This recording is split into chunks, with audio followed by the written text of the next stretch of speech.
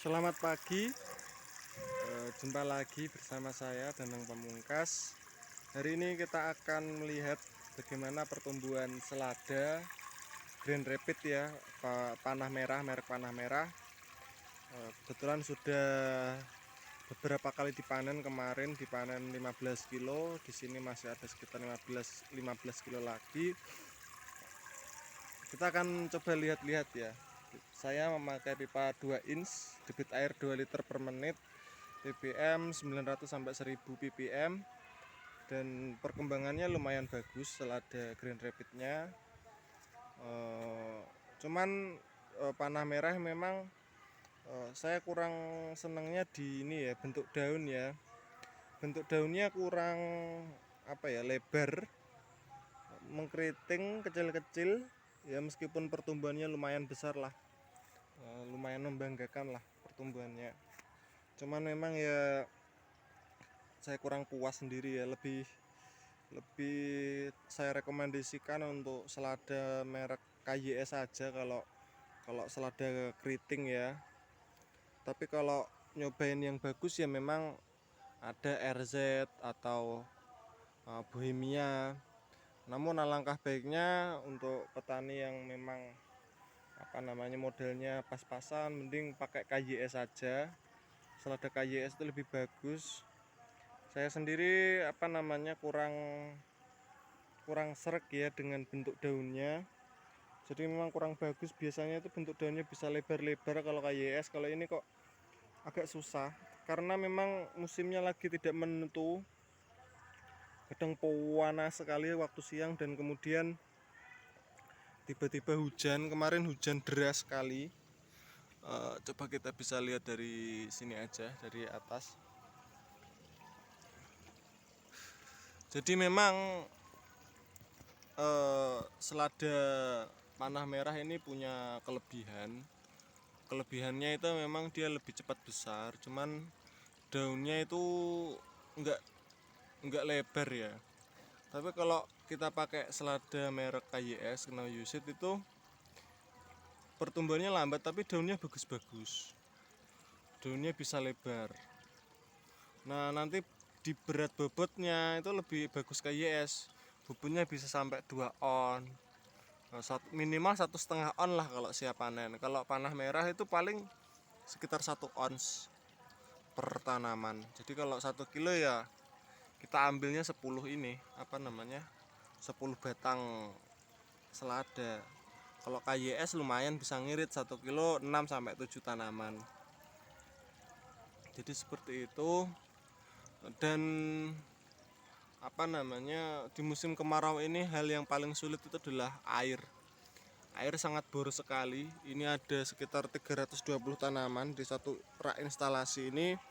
Minimal butuh air itu 300 liter ya per harinya. Dan tandon saya cuma sekitar 120 liter, kurang recommended aslinya. Tapi ya gimana lagi namanya, belum ada model lagi untuk beli tandon yang lebih besar. Kalau saya rekomendasikan ke teman-teman itu mending langsung pakai satu tandon aja, hemat listrik, hemat biaya, hemat air. Kalau pakai tandon kecil-kecil kayak gini, ini nanti siang saya udah ngisi lagi, karena memang tandonnya hanya 120 liter untuk 320 tanaman, itu tidak recommended banget. Jadi tiap siang hari saya ngisi sampai full. Pagi ini saya udah ngisi full, coba lihat. Ini udah full ini tandonnya. Tapi nanti siang dia akan habis dan saya ngisi lagi. Nah, minimal kalau satu rak ini ya minimal ya 300 liter, 400 liter. Syukur-syukur tandonnya 500 liter. Apalagi saya punya 5 rak, 1, 2, 3, 4, 5. Ini minimal 1000 liter sampai 1500 liter tiap harinya. Jadi memang ya daripada kemarin kesalahan saya ya itu, tandonnya kebanyakan, ada 3 tandon yang ukurannya kecil-kecil jadi boros air. Lebih baik buat satu tandon besar, kasih pompa yang debit airnya 10.000 sampai 15.000 liter per menit. Jadi itu lebih bagus untuk tanaman, tidak perlu nguras. Kalau kayak gini tuh wah pasti sering nguras ini 1 bulan minimal 2 kali saya kuras. Kalau nggak dikuras pertumbuhannya lambat. Sama halnya dengan tandon di situ, itu 1 bulan juga 2 kali nguras. Lebih boros nutrisi, boros air. Jadi memang di hidroponik ini semakin lama kita tahu, semakin lama kita berproduksi, jadi kita semakin paham bahwa apa yang kita lakukan itu ada kesalahan-kesalahan fatal. Nah, namun sebenarnya itu bisa diakali dengan seringnya menguras tandon.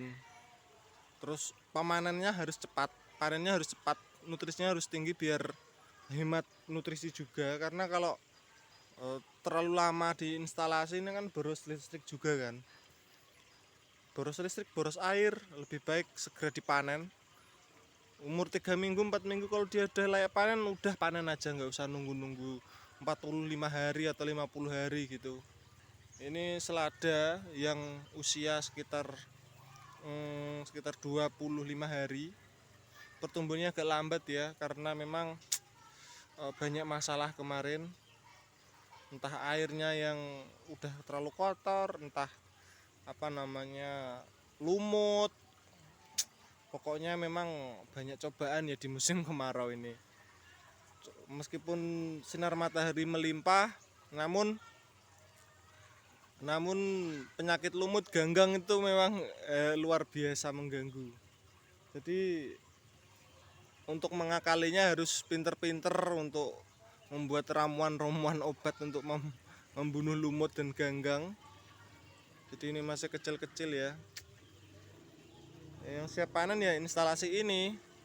Cuman memang harga selada sedang turun karena panen raya di petani-petani tanah di daerah-daerah dingin sudah pada panen. Mau nggak mau memang selada hidroponik harus menurunkan harganya di pasar tradisional. Tapi mau gimana lagi, memang seperti inilah petani ya, apalagi petani di daerah pinggiran, dataran rendah lagi. Jadi ya harganya ya mengikuti harga-harga yang ada di pasar tradisional. Nggak bisa kita mematok harga dengan harga kayak di Jogja, Jakarta, Semarang, itu susah. Kalau saya di Rembang ini ya, saingannya ya selada tanah. Kalau selada tanah di pasaran turun, mau nggak mau kita harus juga ikut turun, meskipun marginnya itu sekitar 3-5 ribu lah, tapi ya udah lumayan. Tapi untuk diharapkan bisa untung banyak itu susah kalau bertani hidroponik di daerah pinggiran ya, terutama di dataran rendah. Ya begitulah ceritanya. Semoga teman-teman semuanya sehat selalu, tetap semangat bertani ya meskipun pasar sedang memble.